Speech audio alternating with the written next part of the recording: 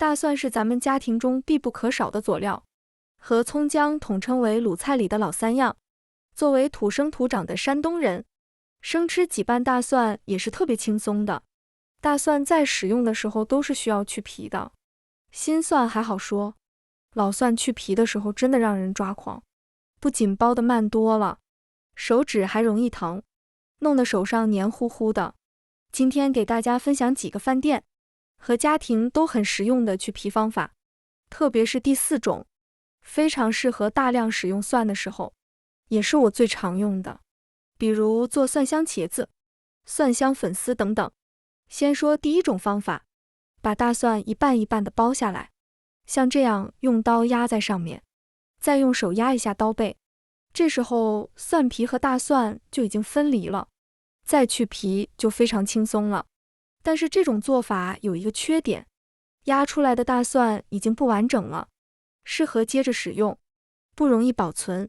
这种方法适合只需要几瓣蒜的情况，省时省力，用多少压多少。接下来是第2种方法，取一半掰下来的大蒜，像这样放到拇指和食指中间，再用力压一下，这时候蒜皮就会翘起来，可以转着圈捏几下，这样再去皮也是特别轻松的。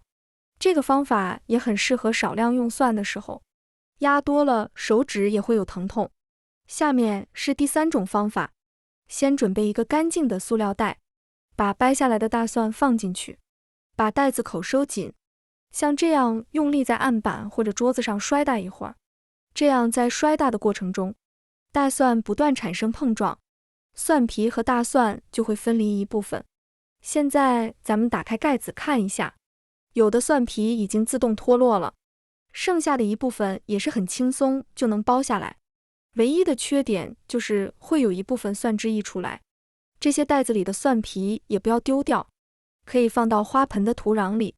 大蒜皮发酵以后就可以给植物提供营养物质。最后一种方法不仅是我家常用的，也是很多饭店餐厅在用的方法。先把大蒜一瓣瓣的掰下来，放到一个大点的碗里，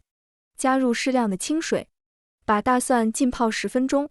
大蒜经过浸泡以后，蒜皮就会变软，这样再去皮也是特别轻松的。而且大蒜非常完整，用不完的也容易保存。如果时间充足的话，浸泡半个小时以后，基本上用手轻轻捏一下就可以去皮了。做菜之前就可以先把大蒜泡上，临起锅之前再把大蒜取出来去皮。今天一早做了一个试验，除去浸泡大蒜的时间，一头蒜去皮只需要40秒，